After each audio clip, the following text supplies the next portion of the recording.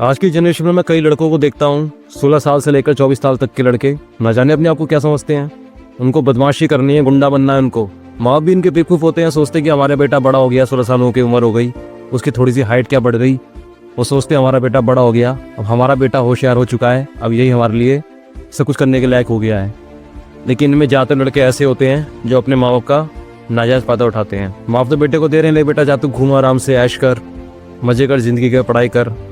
लेकिन बेटा पढ़ाई नहीं कर रहा, बेटा तो मज़े करता है। बाप ने हाथ में गाड़ी दे दी, वो गाड़ी लेकर रातों घूम रहे हैं, बाइक लेकर घूम रहे हैं, लड़कों के साथ में ऐसे घूम रहे हैं जैसे उन्हें गुंडा बनना है। अब भाईचारा ऑन द टॉप, खूब मोबाइल चला रहे हैं, खूब घूम रहे हैं। लेकिन वो कभी ये नहीं सोचते कि हमारा बेटा घूमने तो गया है, क्या तुमने कभी ये सोचा है कि तुम्हारा बेटा किसी कोने बैठा कहीं नशा तो नहीं कर रहा है, या फिर वो किसी की बहन बेटी को तो नहीं छेड़ रहा है।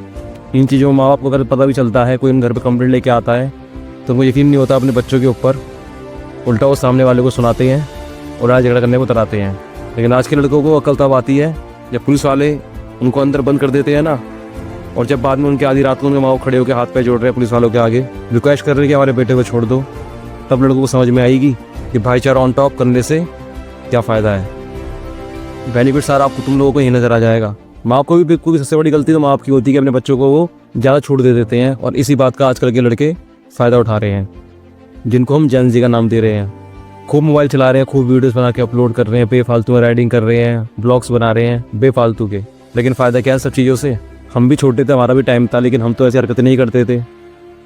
गलती सारी माँ बाप की होती है कि अपने बच्चों को छूट दे देते हैं।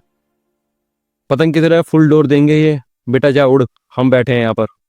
और जब कभी इनका बेटा कहीं गलती करके आ जाए तो ये लोग फिर लोगों के सामने शरीफ बन जाएंगे कि हमारा बेटा तो ऐसा कर ही नहीं सकता। कुछ लोग इनके घर पर कंप्लीट करते हैं इनके बच्चों के खिलाफ, तो ये कहते हैं कि हमारा बेटा ऐसा नहीं है, हमारा बेटा तो बहुत अच्छा है, हमारा बेटा ऐसी गलती कर ही नहीं सकता, आप लोग हमारे बेटे के पीछे को पड़े हो। अगर तुम्हारे बेटे में गलती है तभी तो लोग तुम्हारे बेटे को आके बोल रहे हैं। अपने बच्चों को समझाओ, समझा के रखो, मुकद्दर तुम्हें पड़ेगा। ये सभी पेरेंट्स को मेरी तरफ से एक मैसेज है कि अपने बच्चों को देख के रखो। ये मत सोचो तुम्हारा बेटा घर से बाहर निकल रहा है या फिर तुम्हारी बाइक लेके जा रहा है, तुमसे पैसे मांग रहा है किसी चीज़ के लिए, कुछ खरीदने के लिए।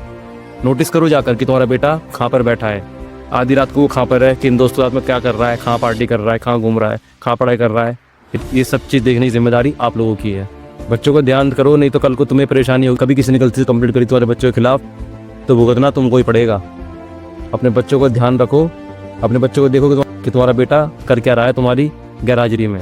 तुम लोग ही कल को अगर उन्हें कोई कंप्लेंट कर भी देता है, FIR उनके खिलाफ दर्ज भी हो जाती है, तो तुम्हें पेरेंट्स को देखना पड़ेगा, तुम्हें झेलना पड़ेगा अपने बच्चों को। इसलिए अपने बच्चों का ध्यान रखो, अपने बच्चों को नोटिस करते रहो कि वो कहाँ जा रहा हो, कहाँ पे आ रहा है। बाकी तुम्हारी इच्छा है, बच्चों को डांटो या मत डांटो, बच्चे तुम्हारे, तुम पेरेंट्स हो, तुम झेलोगे। मेरा काम था कहना, मैंने कह दिया, बाकी तुम्हारी इच्छा है।